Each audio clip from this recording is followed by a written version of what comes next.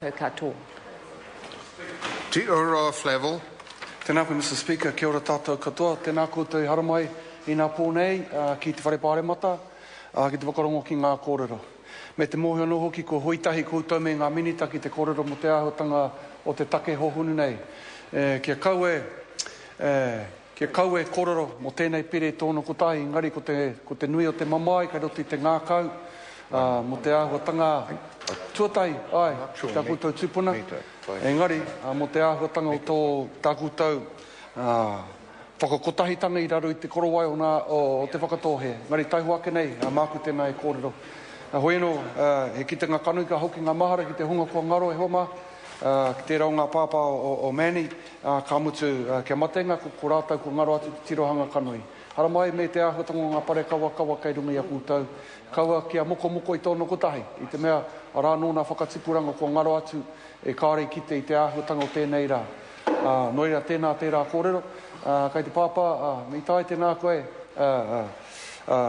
kanui te mihi kia koe, ko tai mai, te pōnei, e te ata nei, ki te kōrero, ki te whakarongo ki ngā kōrero. O tira, te hononga ki Whanganui a tātou, nā tirangi wewahi, ki te āhuatanga kia mokomoko. No reira, tēnā koutou kia ora tātou katoa.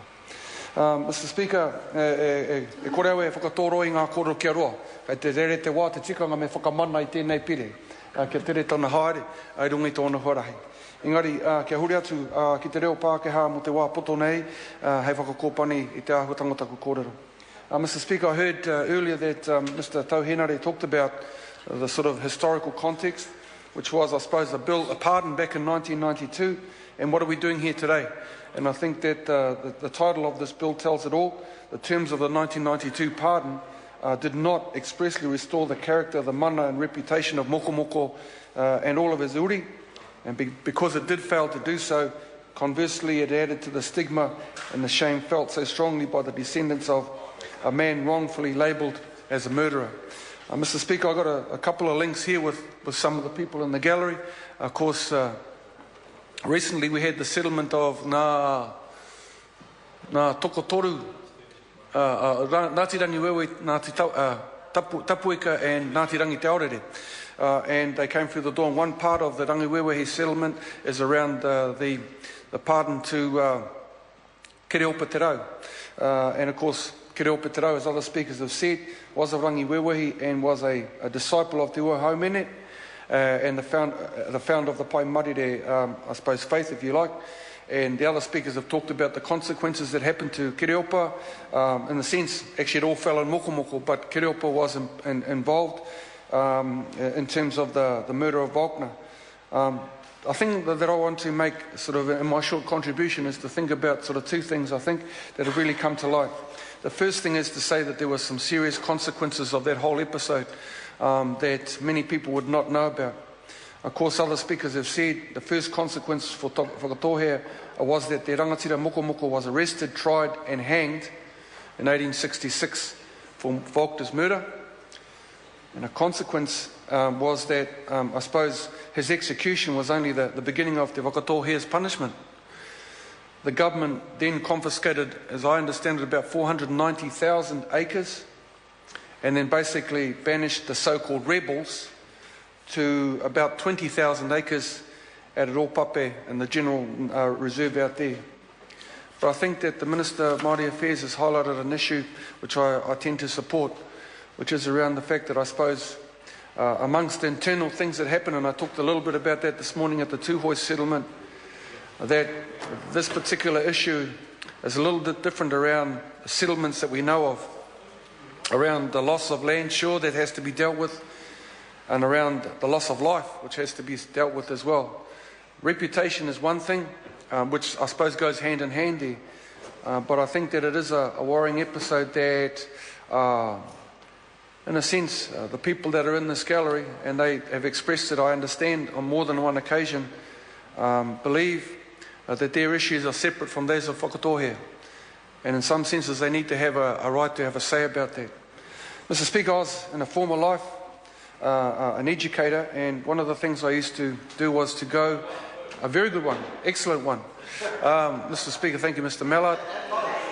And I was a PBTA member, but you're making me digress, and I want to come back to the serious part of it, which was, Mr. Speaker, that a part of what I used to teach was around treaty education.